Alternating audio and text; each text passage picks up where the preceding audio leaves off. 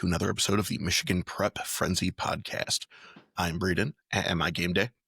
I'm Tyler at Michigan Prep Frenzy. And today we're going to jump right into it with our round 2 recap and our round 3 previews. Yeah, this was an interesting week. Felt like there was a handful of upsets, and then it also felt like this was kind of the week to set up probably the biggest week we've had all year. Yeah, this has been a very exciting year so far. Gotten some decent upsets, but a lot of the big boys that we expected to be sticking around are still here and ready to finish up their deep run. Yeah, no, all the teams left, I think, are kind of the teams that should be for the most part in each division. All right, well, let's go ahead and start with Division 1. We've got Region 1 with the regional finals coming up here between Hudsonville and East Kentwood. Hudsonville took down Rockford 42-31. Howell falling to East Kentwood 41-49. Yeah, that's a really interesting result. I was kind of wondering if that would turn into a bit of a track meet between Howell and East Kentwood. I know you were there for about a half. Seems like East Kentwood has started to get things clicking. Yeah, really this one, the score makes it appear a little bit closer than the game actually was.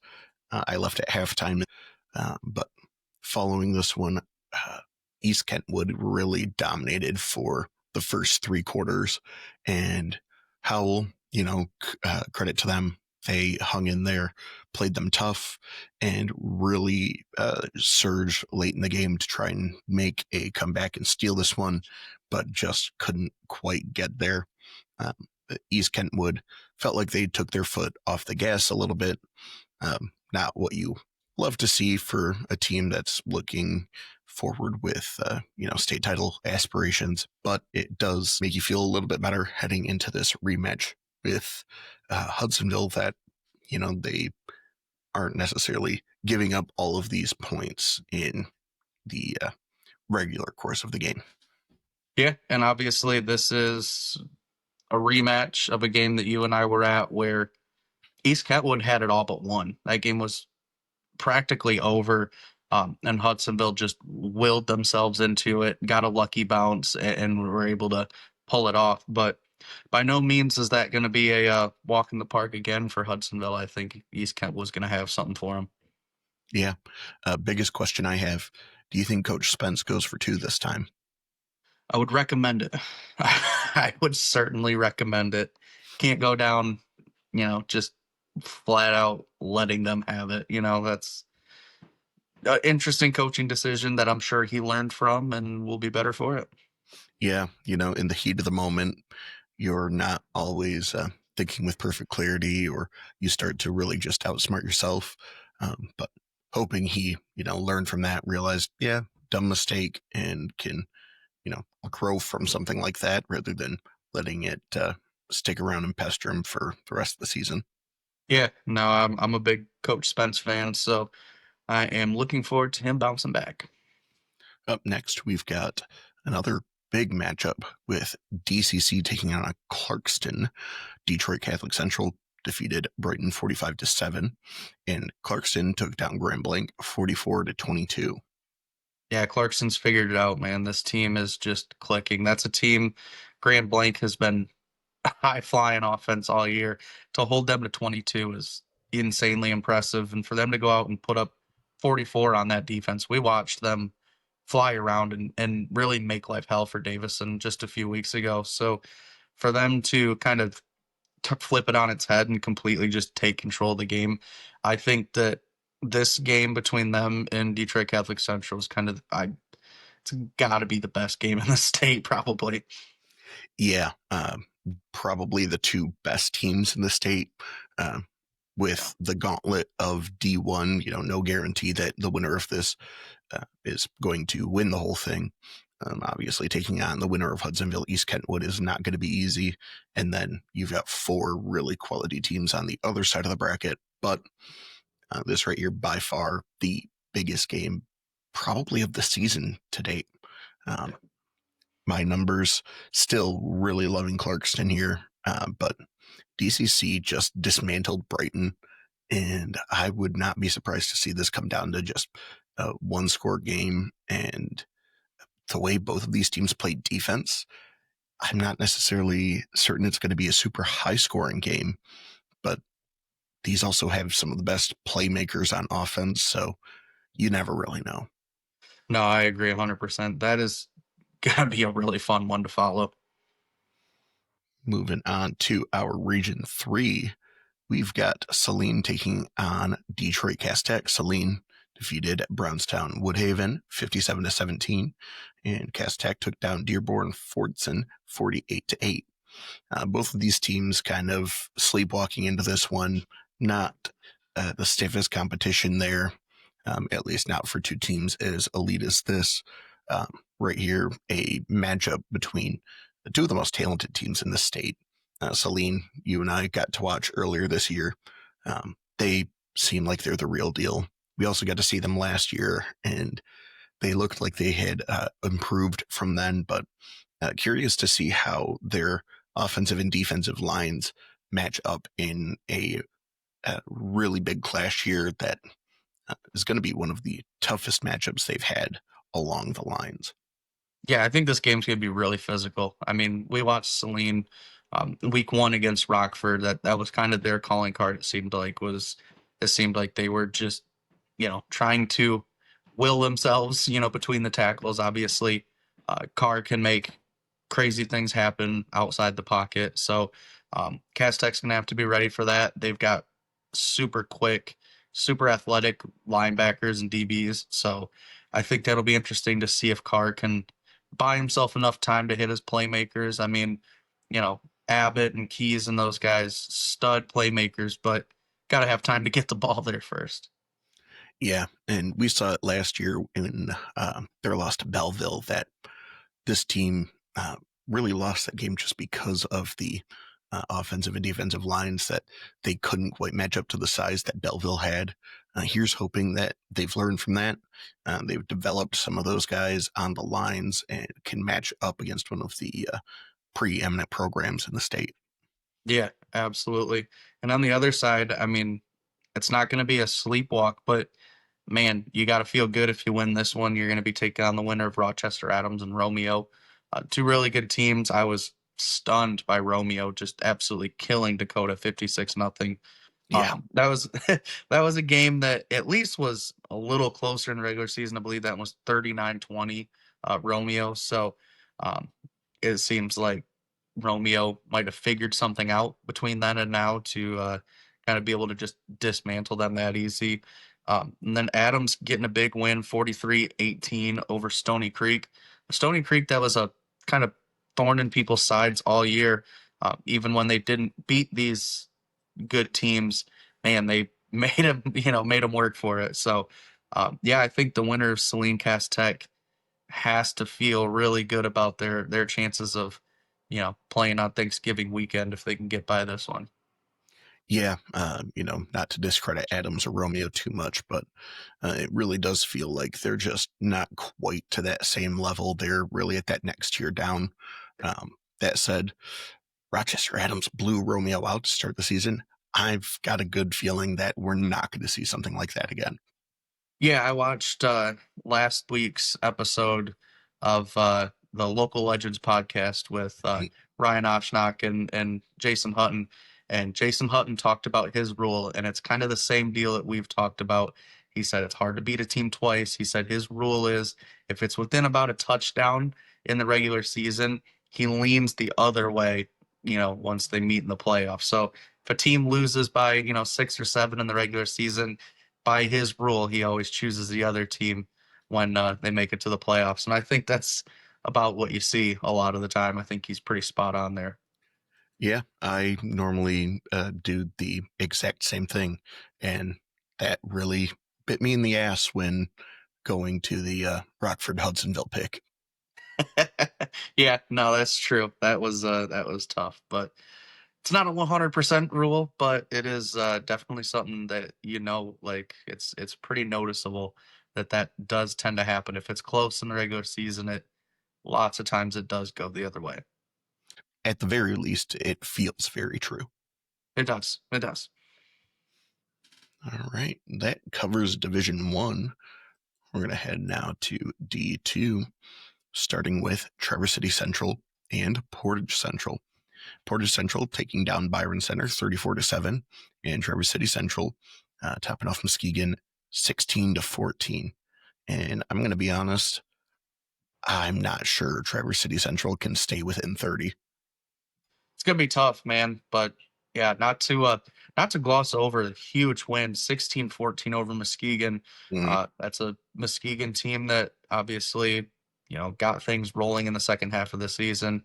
From like the pictures and stuff that I saw, it looked like it was kind of like downpouring there. Like it looked like it was pretty crappy weather there. So maybe that factored into it, but I would almost think that would factor into Muskegon's game plan more. I would think that would almost help them. But looked like TCC just played out of their minds and were able to, kind of take down a Goliath. So they're going to have their shot at Portage Central, who, just handles Byron Center like they've handled everyone this year. So, yeah, Portage Central seems to be just on a collision course here for Ford Field. But they've got a couple tough ones before they do that. yeah, credit to Byron Center for holding Portage Central to below 40 points for only the second time this season. Um, they also managed to put up 7, which is not something the majority of PC's opponents could say. Yeah, no, that's insane that you have to take a moral victory of like, well, we played pretty good defense and actually scored on them, still blown out and still bounced out of the playoffs. But yeah, you hate to hang your hat on that. But seriously, that's just what Portage Central's done all year. That makes you feel like that. Up next, we've got Midland Dow, who took down East Lansing, playing Orchard Lake St. Mary's, who managed to get their revenge on Brother Rice. Yeah, no, it's I think you and I both kind of had that gut feeling about Orchard Lake St. Mary's. I think we kind of figured they were going to be playing angry and kind of get their revenge. So it looks like they did that pretty handedly. Now on the other side, I was kind of stunned that it was only 21-12 for Midland Dow. That's a team that has been, you know, hanging up a lot of points on the scoreboard, kind of blowing teams out. And this is an East Lansing team that kind of limped in at below 500 into the playoffs. And, you know, they gave Dow all they could handle at least. So you got to take away something positive from that. They got some extra practices, took a really good Midland Dow team down to the wire, but it is full rebuild mode into next year. Yep. And, credit to this East Lansing team. They really struggled 1-5 out of the gate, but never quit. Rattled off 4 straight wins, including a win in the first round of the playoffs. Team that just, despite a really rough start, just played through the final whistle. Got to give them credit. Tough to do that, especially when you're, looking at high school age. It's really easy to just get caught up in that downward tailspin. Yeah, no, 100%. They did a good job of kind of rallying the troops. That's good coaching. That's good culture. That says a lot about their program to be able to rally and even just, battle their way back into the playoffs. So, yeah, good for them. Hopefully they can get off to a little bit more of a hot start next year and have something to look forward to. Yep. Up next, we've got Dexter taking on Gibraltar Carlson. Dexter defeated South Lyon 41-27, and Carlson defeated Temperance Bedford 33-14. Yeah, this is kind of what I expected out of this region. This is kind of the final two teams that we had circled, so it's good to see that worked out. And I think this is going to be a heavyweight battle. Both of these teams not afraid to fly around on offense, put up a crooked number. So yeah, this one should be very very entertaining. Yeah, expecting this one to be pretty entertaining and expecting a good deal of points here. Both of these pretty high flying offenses, and neither one are going to shy away from a shootout. No, no, these are two teams that will absolutely go off offensively. So it might just come down to who can get a stop. I mean, seriously, you might not have to make a lot of stops, but someone's probably going to have to make one stop to get this one done. So, yeah, looking forward to this one. These are two really, really good teams that, much like in the division we just talked about, you got to feel pretty good about, your chances if you can get by this one. Yeah. All right. Next, we've got Groves taking on St. Clair Shores Lakeview. Groves took down Warren Cousino, and St. Clair Shores Lakeview took down Grosse Pointe South. Yeah, I mean, first of all, Lakeview just has Grosse Pointe South's number, man. That's just They one really of do. those teams. It's one of those teams that they must just match up well nicely because they kind of did what I, would call an upset in the regular season, beating Mhm.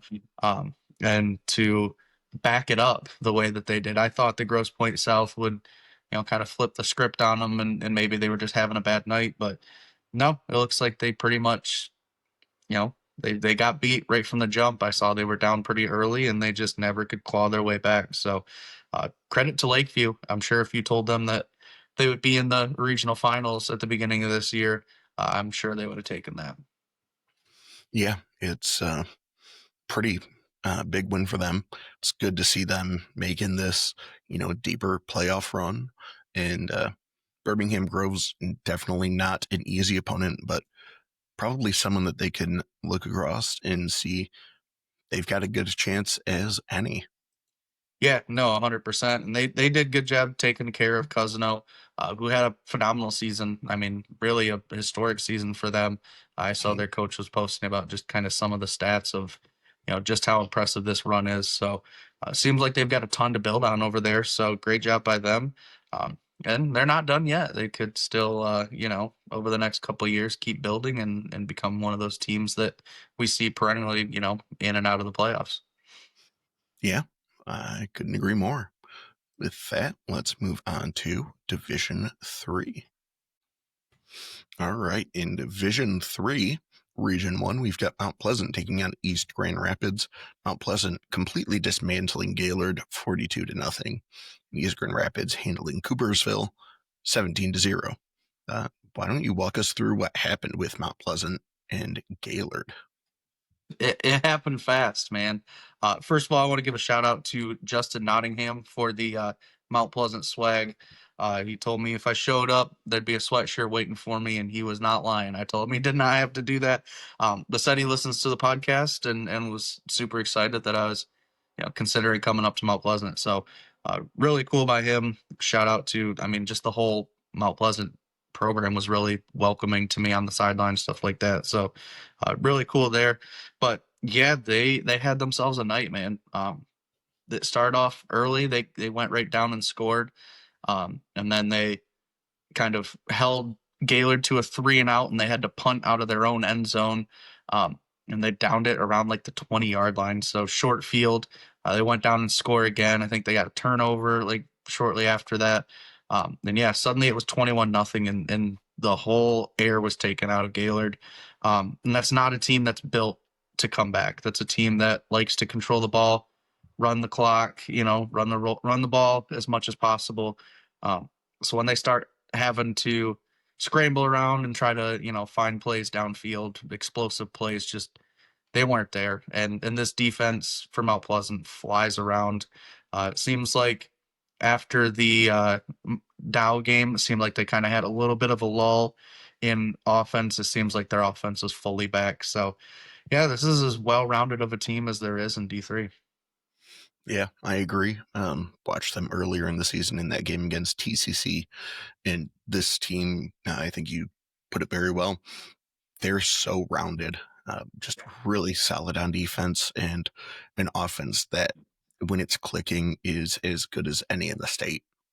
Yeah, and their quarterback Xavier Kruger, uh, phenomenal night for him. He was hitting everybody. I mean, he found all of his playmakers all night. So, yeah, just huge explosive night for them, and I think they're looking forward to this week and keeping that thing rolling. Yeah, Xavier, also a huge playmaker on defense. Got to see him make a huge pick in that game against TCC. no, he's a stud, man. They've got a handful of them, and they've got a really good offensive and defensive line. Um, really, really solid there. So, yeah, no, like I said, this is as well-rounded of a team as there's got to be in D3. I mean, they're all around just really, really good from size, skill. I mean, they're really well coached, really well disciplined. So, yeah, looking forward to seeing how they fare against East Grand Rapids. And East Grand Rapids managed to take down Coopersville. East Grand Rapids coming in at 9-2 now. They've got a couple of nice wins here against Cedar Springs and Coopersville. Coopersville in kind of limping in at 5-6, not the best record, but they still managed to take down Kanawha Hills, which is not easy, and they did it in a 42-7 matchup in round one. So coming in here and just getting completely shut out by East Grand Rapids is, pretty notable.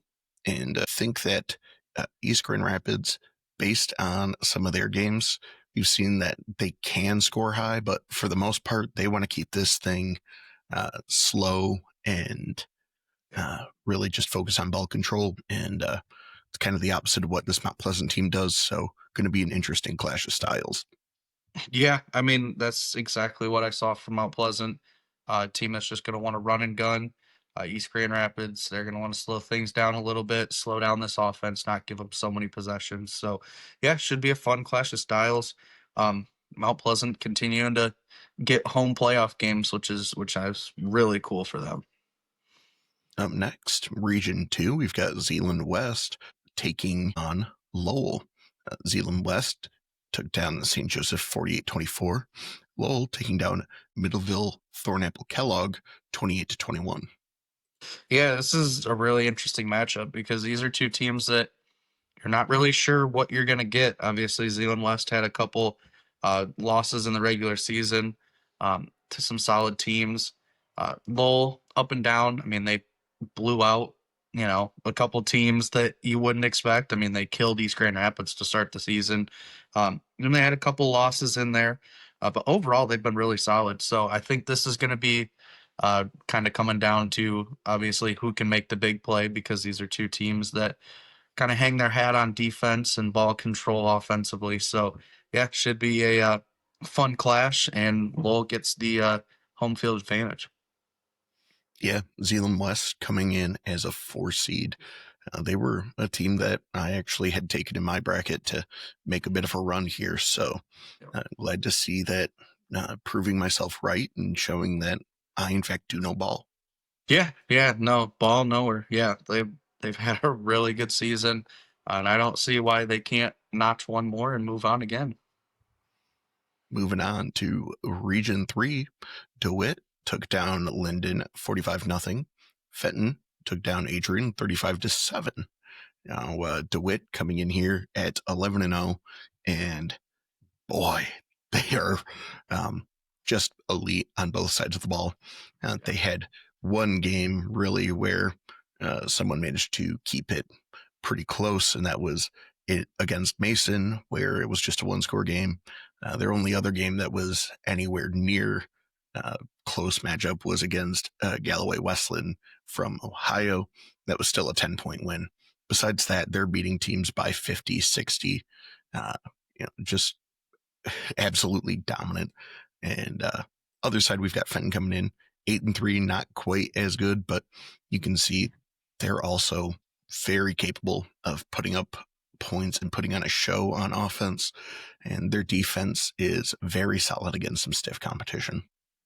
Yeah, yeah. This past week for the district championship, that's a great win. Adrian, really, really solid. We talked about them. They had a really solid season this year. The Maples were no joke. So for them to walk in and trounce them like that is really impressive.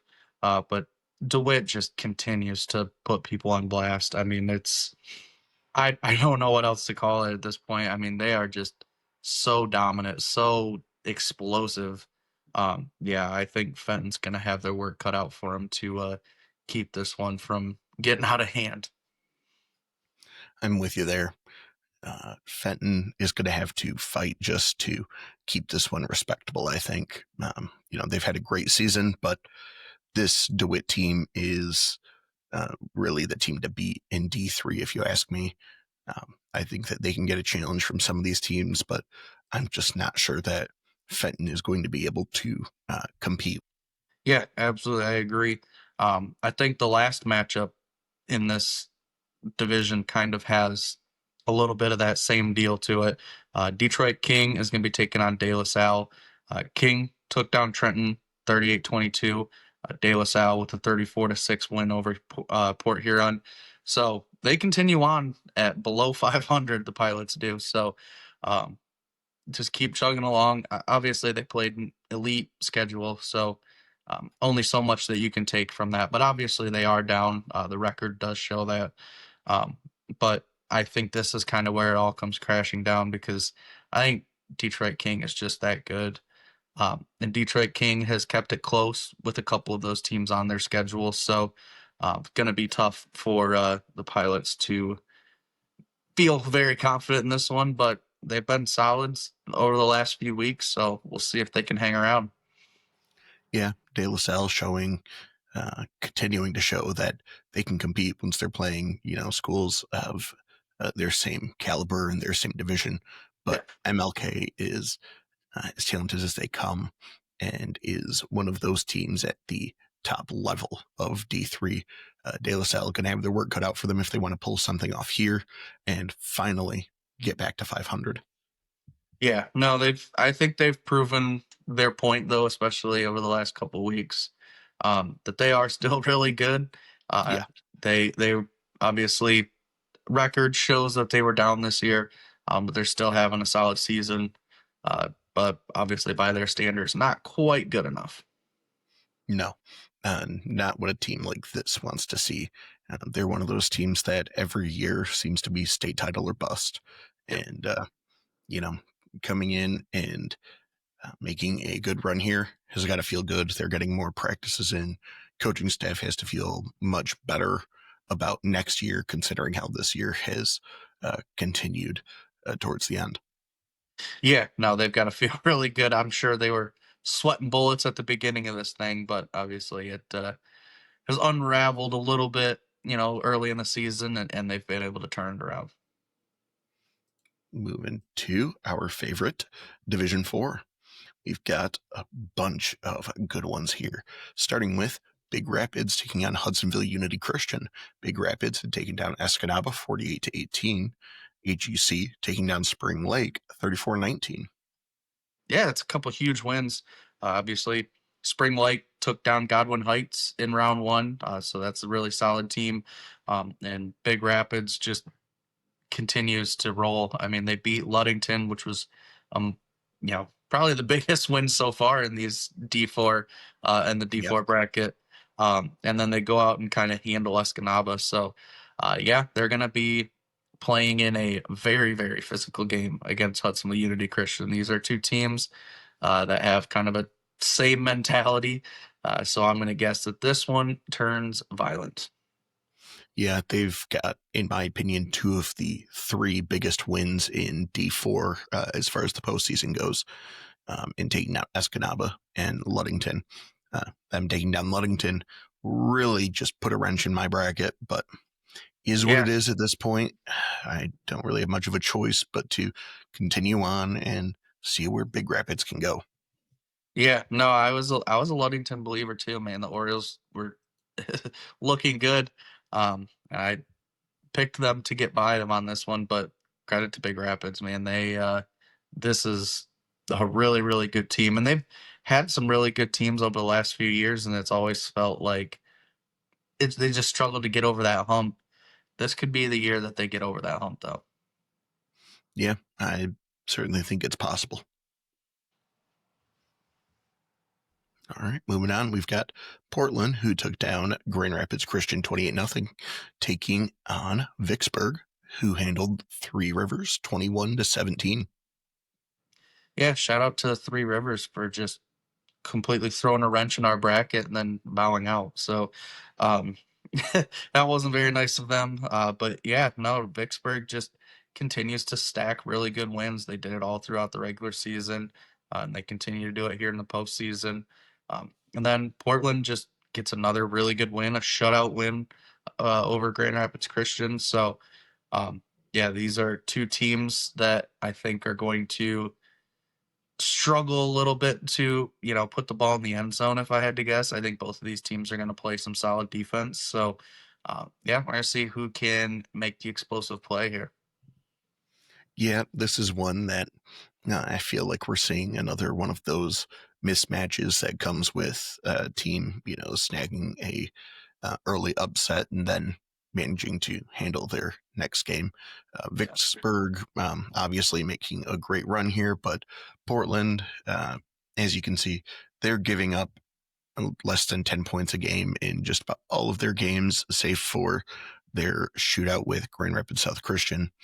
I'm not sure Vicksburg really has the horses to go out there and put up, 14, 21 points. And on the other side, Portland, they've only been held below 30 once this season. That was last week against Grand Rapids Christian. I I think that we're going to see one here get a little bit ugly. This is probably the biggest mismatch in uh, just about any division for round three. Yeah, no, I agree. Yeah, I think Portland is a very obvious choice here. And that's another team that we always talk about as being one of those teams that feels like they got to get over the hump. They keep getting really, really close and can't get there. So yeah, that's going to be tough for them. But obviously, they got another shot here, and then they'll probably be matching up with one of the top three teams, in the entire division with either, Big Rapids or Unity Christian. So, yeah, over the next couple weeks, we're going to find out what they're made of. Yep. And next we've got Williamston, who handled Haslett 42-21, taking on Goodrich, who shut out Chelsea in a 27-0 match. This is one I'm very excited for because Williamston, I was a little worried about their matchup with Haslett, and early on it looked like they might have been in a bit of trouble. Haslett taking the lead early and not really letting Williamston do a whole lot. And then they just came roaring back and handled them, just completely shutting Haslett's offense down after they gave up that early lead. And other side, Goodrich, huge win over Chelsea. You and I have been talking about Chelsea all year, both on and off the show. Um, both big fans of Coach Dean and what he's doing there. And for Goodrich to come in and win this one 27-0 is a big statement on really just a resume of statement wins. Yeah, no, their entire, yeah, like you said, whole resume is just statement win after statement win, um, killing teams that were supposed to be really good, and just, overall just dominating through their entire schedule. So, yeah, I think this will be one of their stiffest competitions yet. Williamston, we loved them. Obviously, we watched them in the regular season, and we thought this was a team that could go on a deep run. And I felt like these two teams were kind of on a collision course, and sure enough, here we are. So, yeah, Friday night at Williamston should be a really fun one. Two teams that can definitely get up in the field and score some points. Yeah, I think we're going to see a lot of points scored here. Williamston, I love this Goodrich team. They're a lot of fun. We got to see the Martians in the finals last year. They looked great all of last year, all of this year, but it's just a lot of fun to see a Williamston team like this seemingly come out of nowhere. Last year they were 3-7, and Yeah. then they come in and just go 11-0 and are one of the most dominant teams in the state. A lot of fun to watch them, and I would just hate to see their road end here, especially when they have a potential matchup against either Divine Child or Harper Woods in the semifinals. Yeah, you want to talk about two teams that have been on a collision course. We kind of called Oh this boy. early. I mean, week 3, week 4, we knew these two teams were pretty much the favorites to meet up here at some point. Um, yeah, obviously Divine Child just handling Lamphir 41-7, and Harper Woods beating down Chandler Park 47-6. Both of those teams very focused, and which is good because it's easy to look ahead in those spots and maybe play a tighter game than you wanted to. So both teams did look ahead. handled business. Yeah, I think this one, I think it's the best game on Saturday. Um, the hands down, I think these two teams are probably the best two teams in this division. This is, a massive, massive game. Um, I like Harper Woods by a little bit, but I think if anyone in D4 can take this team down, I think Divine Child is the one built to do it. Yeah, this game one that I've really had circled on my calendar since we came and checked on Snooze's website maybe 4 or 5 weeks ago, and Yeah. he was showing these guys as matching up in the regional finals, and here we are. This game one that I'm going to try to make it to this weekend, and I know that you're still trying to figure things out, but I'm sure that if you can make it work, you'll try to be there as well. Yeah, no, 100%. I think that game's going to be uh, about as good of a game as you could get. I mean, these are two teams that I don't want to overhype it, but two teams with legitimate D1 power four guys offensively and defensively, just all over the game. It's going to be insane amount of talent. So yeah, I think someone's talent will prevail. We'll see who that is. Alrighty, that does it for D4. Moving on now to Division 5, where we've got Ogama Heights, who took down Kingsford 41-6, taking on Saginaw Swan Valley, who handled Whitehall 36-20. Yeah, this was a huge win for Swan Valley. Whitehall had some impressive wins. Obviously, the Zealand West game sticks out to me as a really good win. Mm, And Ogama Heights comes in after dominating Kingsford like that.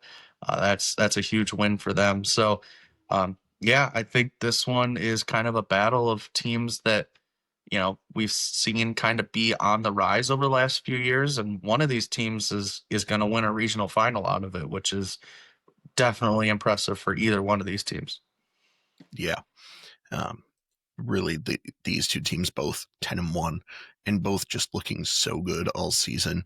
Swan Yeah. Valley, their one loss coming to Frankenmuth in a one-score game, which Yeah. nothing wrong with that. And No. other side, Ogama Heights coming in with their one loss against Traverse City St. Francis, which again, fully respectable loss. And every other win has just been a clear exclamation point outside of that first round matchup with Nagani where they got a little bit of a scare, and then they came back against Kingsford and just showed that, yeah, there's nothing to worry about. I think No. that this is going to be a really fun game. I thought early on, looking at my numbers, they really favored Ogama Heights here, but boy, based on what Swan Valley has done, I'm not sure I trust the numbers there. I think that just looking at the full resume and, I hate to say taking the eye test, but Yeah. use the eye test, and this is a solid team. Yeah. No, and we talked about it this morning, and I think you probably felt more confident then than you're starting to now. So, um, yeah, I thought for sure Swan Valley can hang in this one. Ogama, obviously, your numbers love, but Swan Valley has a ton of talent, and they have put together a really solid resume. Yes, sir.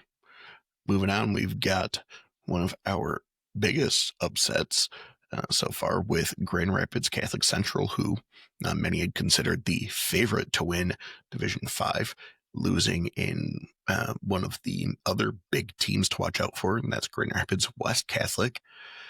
West Catholic now taking on Kalamazoo Hackett Catholic Prep after they defeated Berrien Springs 21-6.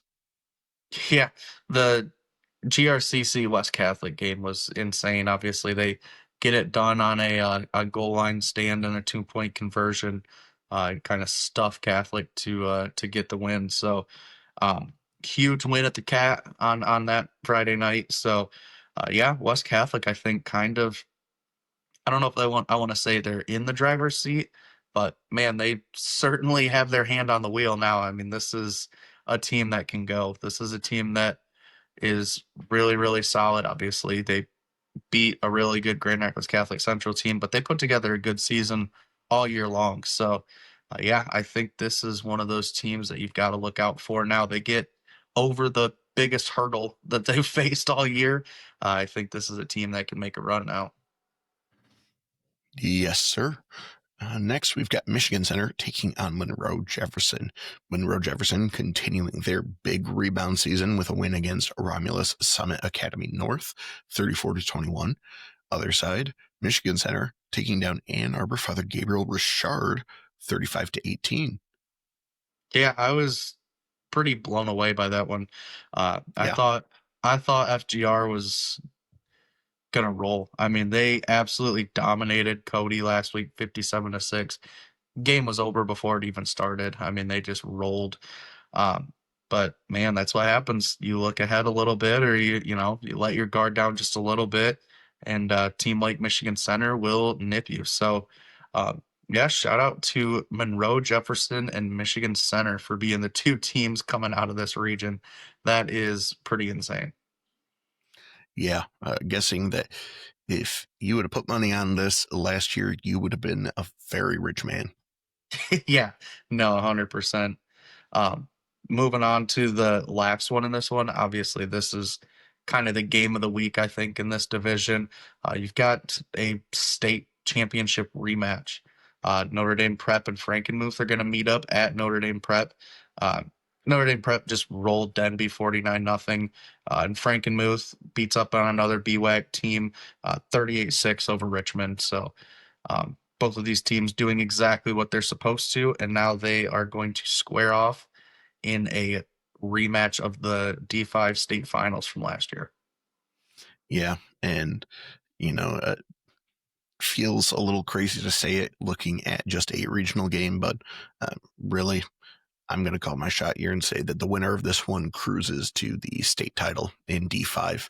I think these are the two best teams in the division right now, and uh, this one right here is going to be for really just the chance to go and finish it off.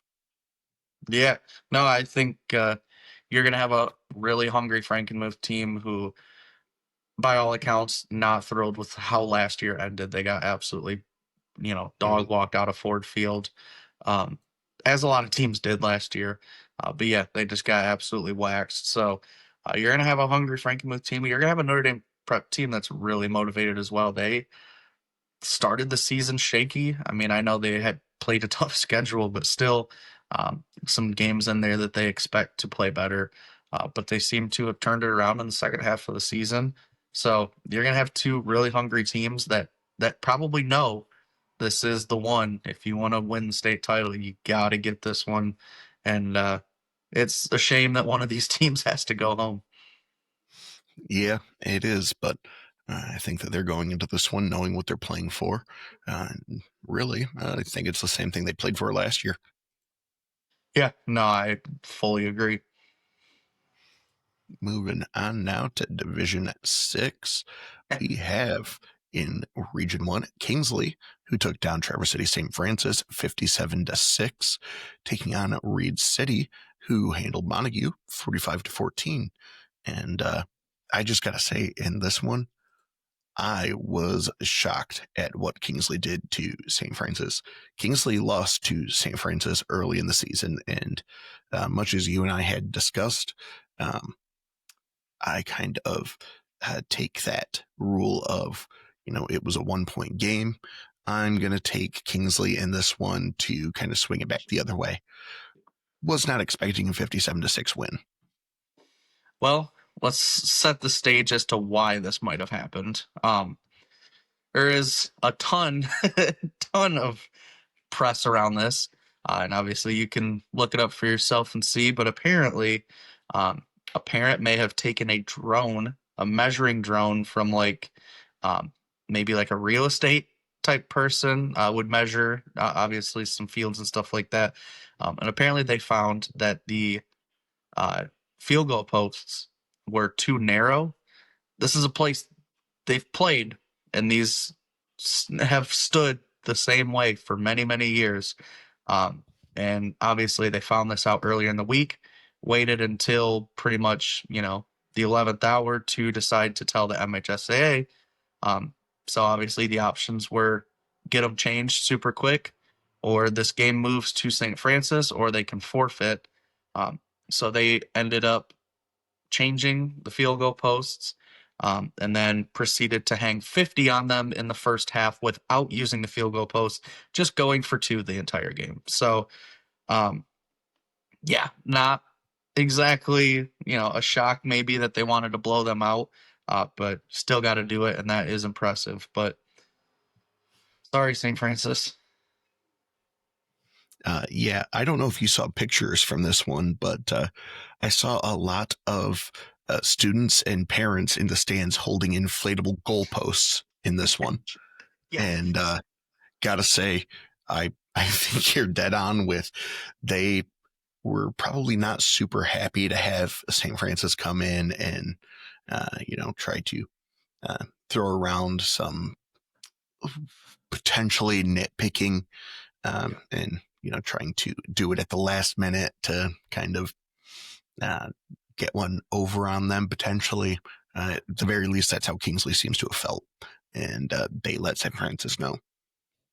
yeah. No, it's all alleged. It's I don't know what's real and what's not, but the story that I have been told is that yeah, this seemed very deliberate, and it seemed like they were looking to get an edge, obviously, and the public school won that battle, and they'll take those wins where they can get them. But yeah, this Kingsley team is for real, and they're going to be playing a Reed City team that is very for real as well. So potentially one of the probably the matchup of D6 in this one.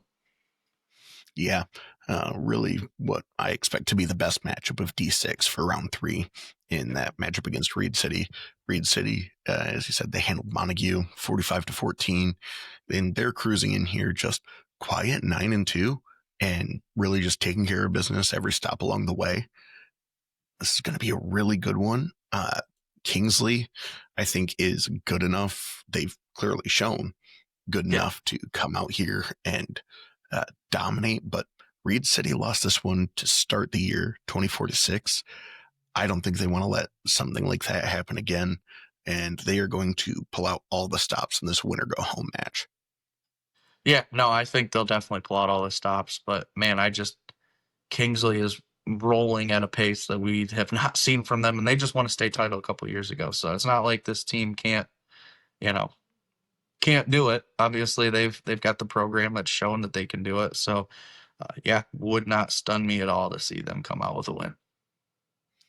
Moving on, we've got Kent City, who took down Belding 24-16, playing Montrose, who took down Durand 49-16. Yeah, Kent City Montrose is a really interesting matchup. Obviously, Montrose has kind of been rolling. They have had a phenomenal season. We got a chance to see their quarterback, the young quarterback, work in the off season. He's put a ton of time in with Joe Boyster, and it is paying off. That team can go. And Kent City, 11-0, still balling. Have a couple pretty solid wins. Obviously, they beat Godwin Heights earlier in the season. They beat Tri County earlier in the season, so this is a team that can go too. So yeah, great matchup here. I honestly am not sure which way to lean in this one.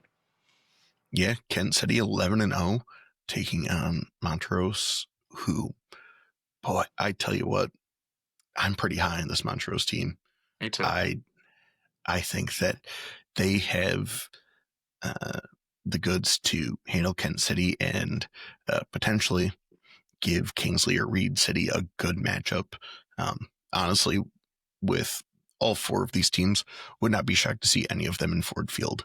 Kingsley, I think, the favorite, but all of these really solid teams, and one of just a few divisions that haven't seen like major upsets around here, where it's been pretty chalky, and we continue to see these top seeded teams dominate in most of these. Yeah, no, most divisions have a couple pretty big upsets, but for the last couple years, I mean, I darn near had a perfect bracket last year in it. Year before that, I was pretty close. So just really chalky division seemingly year over year. It seems like we kind of know who's good and who's not. Obviously, Lumen Christie being the odds on favorite year in, year out helps a little bit. But yeah, no, I feel like both, kind of the teams that are supposed to be here, I think that's your final eight right now. Yeah. Next, we've got Lumen Christie taking on Ida. Lumen Christie handled Napoleon 44 0. Ida took down E-Course 28-6. Yeah, Lumen Christie, not much to say, man. Just they keep rolling. Blue Streaks are going to have their hands full. Lumen Christie just continues to do what they do. Um, they're going to have their work cut out for them in this one. Yeah. This Lumen Christie team, I mean, they're looking to make it, is it 4 straight state titles? Yeah, something like that. Yeah, just continue to just dominate year in and year out. D7, D6, doesn't matter. They just keep doing what they do. That they do. Ida handling E-Course, a really solid E-Course team. Ida with some solid wins throughout the season, but I'm not sure if it matters a whole lot when you come up against the monstrosity that is Lumen Christie. They're just year in, year out the team to beat, regardless of division, as you said. It's going to be a tough out for Ida, but here's hoping they can, at the very least, make it a close game, if not pull something out. Yeah, they'll be hoping so, but it's going to be tough against the fighting Herb Brogans. Up next, we've got Detroit Edison taking on Almont. Edison dismantling Warren, Michigan Collegiate 48-14. Almont handling Marine City 27-0. Yeah, I didn't expect Almont to blank Marine City. They've had a really good season. Obviously, they just came off a week where they scored 52, so it's not like the offense is inept by any means. But this Almont defense has shown all year they can be really suffocating. And obviously, that reared its head again this week. So, yeah, Edison's going to have their work cut out for them if they want to try and score on them. Almont just continues to suffocate teams. So, yeah, going to be an interesting matchup, but I like this Almont team a ton right now. Um, I think they're on a collision course with Lumen Christie. I think that game actually could be a really good game, but we'll see. I'm sure Almont Al is pumped up about this one. Yep, I'm sure that he's just been drinking and driving all week long to celebrate. 1000%. Yeah, this is a good one. Rematch from earlier in the season where Almont won, but it was a shootout. They won that one 53-46. Both of these teams really solid. I think we get a good one here, but I agree that Almont's probably going to pull this one off. But going back to their win for Marine City, it was their first shutout of the season. And against this electric Marine City offense, I was pretty shocked, but Yeah. clearly Almont's defense is figuring something out at the right time. Yeah, no, they seem more than capable. So, yeah, that is going to serve them well this week and possibly next week if they get the shot. Now, Division 7, starting out with a matchup between Menominee and Shelby. Menominee handling McBain 49-6, and Shelby taking down Harrison 30-16. Yeah, I would not have called Shelby being in the regional finals at any point this season. Obviously, they had a fine season, and you go back and look at it, they're 7-4 currently. Um, they lost to some pretty good teams, obviously North Muskegon, Ravenna, um, but just would not have expected them to make a run. But they got a really, really nice draw. But I think it could come crashing down this week because Menominee just continues to freight train people. They're just kind of a machine up there. So they keep doing what they do, and we'll see if Shelby can put a stop to it at all. Yeah, this Menominee coming out of that division that was entirely made up of the further north teams there, and coming out of that district, handling all of their competition with relative ease. Now taking on the Shelby team that, like you said, they're a a really solid team, but not a team we necessarily expected to see here. And I'm with you in that we see Menominee continue to roll here. Yeah, no, that team seems to be uh, just scoring almost 50 points per game pretty consistently.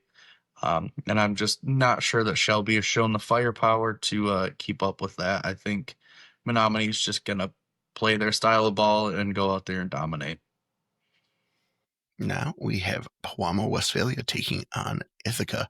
This PW team handled North Muskegon 56 to 28, and Ithaca put us out of our misery of having to try to get Elkton, Pigeon, Bayport, Laker out every single time, and Yeah. handled them 22-21. Yeah, no, great season by Laker overall. I was actually really impressed with them when I look back at some of their wins and Mm, kind of some of the ways that they were able to find wins. But man, just Ithaca finding ways to do it. It just even when it seems like they're all but dragging into the playoffs, they still find ways to win multiple playoff games and just be there, you know. So, great job by them. Good job by PW to kind of beat the curse and be able to beat North Muskegon twice. It kind of stinks for North Muskegon to start the season and end the season with PW, but this PW team just seems to be on a roll. I'm not sure that there's many teams in D7 that can keep up with this team right now. yeah, you and I said it after watching them against Bark River Harris that this team, even putting aside their elite offense, that in the regular season only gave up points in 4 of their games and never more than 7. Um, just a crazy defense. But we were looking at their offense saying that there's not another school in D7 that can say they've got the balanced attack through the air and on the ground that PW has. Yeah, no, they can stress you out a ton of ways. I mean, running the ball, they do not struggle by any means. They were able to between the tackles get movement up front. They could bounce it outside. They ran some sweeps and stuff like that. Were able to get outside and just get loose. Then obviously, like you said, they were able to throw the ball insanely efficiently. Ty Phelan, great arm, great athlete, obviously a leader for that team. So, yeah, I think Ithaca is going to have their work cut out for them in this one. I think PW just kind of continues to roll here. Yeah, I'm with you there. This team's just so dang good. They are going to come in here and I think just continue what they've done all season and put together a complete game against Ithaca. Ithaca, credit to them for you know battling through their so many injuries, but Yeah. at a certain point, your foundation of just fundamentals and good coaching and good repetition and practice and having that we've talked about it before, the machine of Ithaca from grade school up through high school of Yeah. developing talent. Yeah. Unfortunately, No, they it's do that. not going to matter in a matchup like this. No. Now PW just man, this team's super talented. I mean, it's funny because you always think of them as like, hard nose, run the ball, and they can definitely do that. But right now, if they went five wide, they could beat just about anybody too. I mean, they are insanely athletic on the outside as well, and their defense just flat out doesn't give up points. So unless you can hold them to, 14 points, it's going to be really tough to beat this team. Couldn't agree more. Next, we've got Schoolcraft taking on Hanover Horton. Schoolcraft handling Lawton 26-0. Hanover Horton taking down Bronson 20-12. Yeah, they obviously Schoolcraft beat Lawton earlier in the regular season. They get it done again here. Um, I think I was probably a year too early on them. Maybe last year. I know they made the semifinals, I think, and I think I was had them picked to go to the state finals. But I think this year, legitimately, they could. This team also a really well balanced team for a D7 team, um, and they've put together a really good resume. Hanover Horton been really solid down there.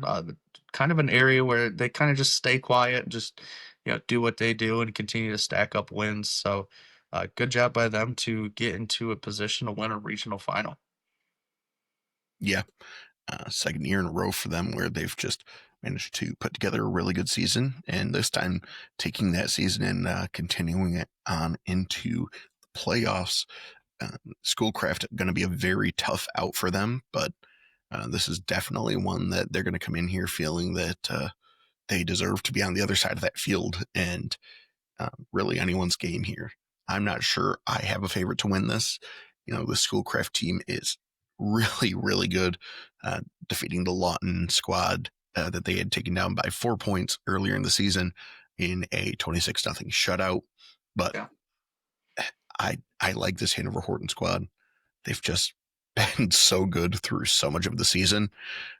Bronson game, one of their closer games throughout the year. I feel like they're probably going to have just enough, especially at home, to get the edge over Schoolcraft. Yeah, no, I think this one's a really evenly matched game in this division. Um, yeah, I think both of these teams have a legitimate shot. I would not be stunned. I probably wasn't going to be stunned even when you started this whole thing. If you said that either one of these teams will win a regional final, I don't think I would have been super stunned. Both of these teams have the resume to kind of back it up. Yeah. Now on to our last region for Division 7. That's going to be Clinton taking on Millington. Clinton, who took down Monroe St. Mary's Catholic Central 22-14, and Millington, who had a shutout win against Rochester Hills Lutheran Northwest 49-0. Yeah, it's back to back 49-0 victories. At least this one got to go the full scheduled distance. Obviously, the Burton Bendel game was over at halftime, and everybody just packed up and went home. At least they let them finish this one out. But yeah, another back to back 49-0 win. That's just what they have done. Obviously, you're defending D7 state champions, so this is kind of exactly what you would expect from them. I thought they would take maybe a slight step back, and I don't think they have, man. I think this team is just as good as they were last year. So, yeah, I think Clinton really, really good. Obviously, great win over St. Mary Catholic Central. Uh, I thought that these two teams were on a collision course to match up again for a rematch of the state finals here in the regional finals, but Clinton got them, maybe got them looking a little bit. And yeah, so this is a massive, massive matchup. Yeah, Clinton taking down Monroe St. Mary's, who they had lost to start the year, 6-42, coming in winning that game 22-14. But it's the game before that that kind of has me intrigued. They took down Ottawa Lake Whiteford, and I feel like we didn't give that enough attention. That was a pretty big upset for us. You Yes. and I were both very high on them, and this was a big win by Clinton. Ottawa Lake Whitford was actually my second favorite to come through and win in Division 7. And it didn't matter. First round out from Clinton. I'm going to take Clinton here to upset Millington, who was I believe, the third favorite in my numbers to win this. And Clinton's going to find themselves in the semifinals with a chance to make it to Ford Field. Yeah, Clinton's been really, really solid. They obviously, looking at that resume, that there's not a ton of D7 teams with that kind of resume, especially, yeah, like you said last week, just doing what they did. Yeah, beating Whiteford is impressive. Beating St. Mary Catholic Central, obviously your state runner-up from last year. So yeah, they have put together a really solid season. Them clashing with Millington should be an absolute blast. Agree. With that, we're going to move on to our final division in D8. We're starting with Region 1, where Bark River Harris, who took down Iron Mountain for the third time this season, 41-20, taking on Maple City Glen Lake, who handled East Jordan 28-14. Yeah, no, Bark River Harris keeps rolling. This was, kind of what I expected out of them. But yeah, wild that they have just, continuously beat Iron Mountain once every few weeks. Unfortunately, that was the last time they're going to get a shot at them. It only gets harder from here. So I think Glen Lake, obviously, they've had a really good season as well. Going to be a tough matchup for them. And the winner of this is going to be taking on an absolute unit in either Beale City or Harbor Beach.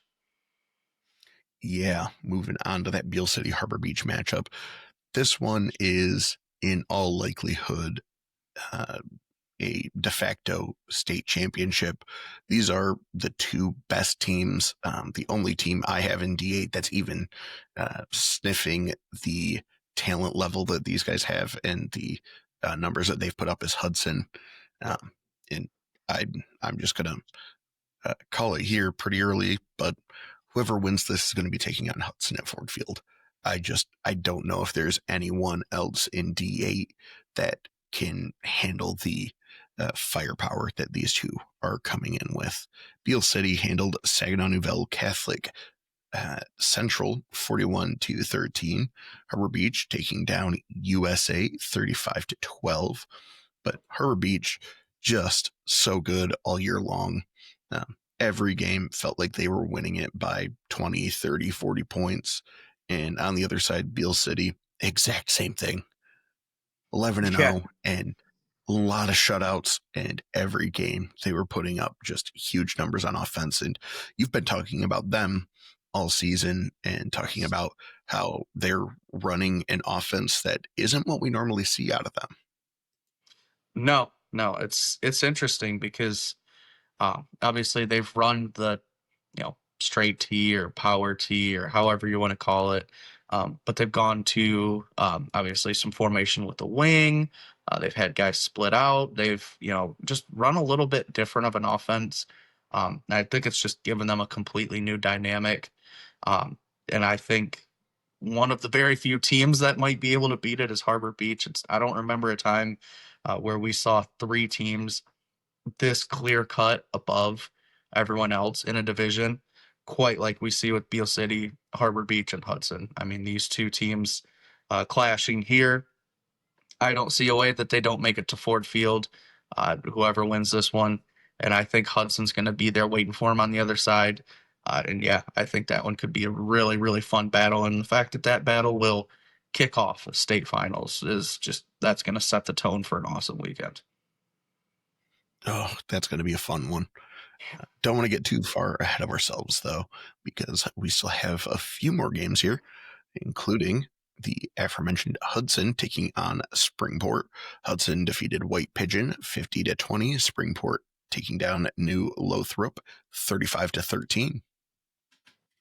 Yeah, it felt like every week for like the last, I don't know, 4 or 5 weeks, I'm like, oh wow, Springport's still undefeated. And then I checked the next week, I'm like, oh wow, Springport's still undefeated. And they just keep going. I mean, this is as good of a season as I've seen from them.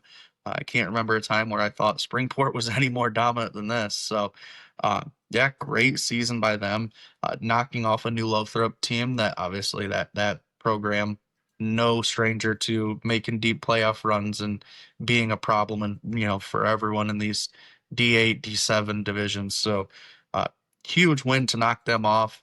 And they are squaring up with a monster with Hudson. But I think this one, I mean, I love Hudson in this one, but if Springport can get this one done, would be monumental for that program. Yeah, and Springport, just one of a handful of teams here in D8 that could pull an upset against one of these, big three teams. Yeah. And one of the others that I see at least would be Allen Park Cabrini, who we have in the final region taking on Madison Heights Madison. Cabrini took down Riverview Gabriel Richard 52 to nothing. And Madison Heights Madison took down Clarkston Everest Collegiate 22-17. Yeah, I mean, I hate to put too much stock into the Cabrini win because obviously RGR, um, state runner-ups last year, but very clear step back this year. Not the season that they wanted to have to follow that up. Um, but Cabrini just keeps doing it, man. Other than that, obviously they were playing a D5 team when they, matched up with Father Gabriel Richard. Um, Other than that, they've just continued to roll everyone that's, you know, anywhere near their size. So, um, hard to say that they're going to be beat, by Madison. They just continue to roll, but Madison obviously only lost to Marine City. Other than that, they've kept rolling as well. So it'll be interesting to see which one of these is the real deal. Yeah. Allen Park Cabrini, a really solid team. I know we saw them get blown out by FGR, but I don't know. In that game, I still saw a lot that I liked out of them. I felt like they showed a good amount, at least on the offensive side of the ball, Yes. where, even if they weren't quite getting the plays, they weren't quite connecting or, breaking a tackle, you could see that, oh, for a D8 team, if they're taking on another D8 squad, these plays will work. And Yes. clearly, only one loss coming to that Division 5 FGR team. Yeah, no, they the talent's there, the scheme is there. Um, FGR being just a tad bit, bigger, faster, stronger. We're just a step ahead of some of the D8 teams, obviously, but um, yeah, still huge, huge matchup here between Madison and Cabrini. And I think the winner of this one has to be really, really pumped about being in the semifinals because these are not two teams that I had drawn in there. No, not two teams that I was expecting at the start of the season. But that covers our last region for the recaps and previews. Before we go, Tyler, do you want to tell our lovely, lovely listeners and viewers where we're going to be on Friday? Well, we continued to argue it back and forth because it's just so hard to figure out. It's so hard to pick a game this week. But I think we're going to stick in D4. I think we're going to head over to Hudsonville for Big Rapids and Hudsonville Unity Christian. Two massive teams that are going to play very, very physical. Going to be really tough nose game. Two teams that have a legitimate shot at winning a state title. Yeah, absolutely. You and I were talking about it this morning when we were figuring out our plans, and you said it yourself that we can't go wrong this week. Just Oh, so many great games on Friday. Probably our toughest decision to date, but yes. I think we're going to get a good one there with Big Rapids taking on Unity Christian. Yeah, I mean, make sure your mouth guard is in and the straps are tight because that one is going to be really, really physical, big hitting. I'm excited for it. All right. Well, that does it for us for this week. We'll be back next week to cover our regional champions and take a look at our semifinals.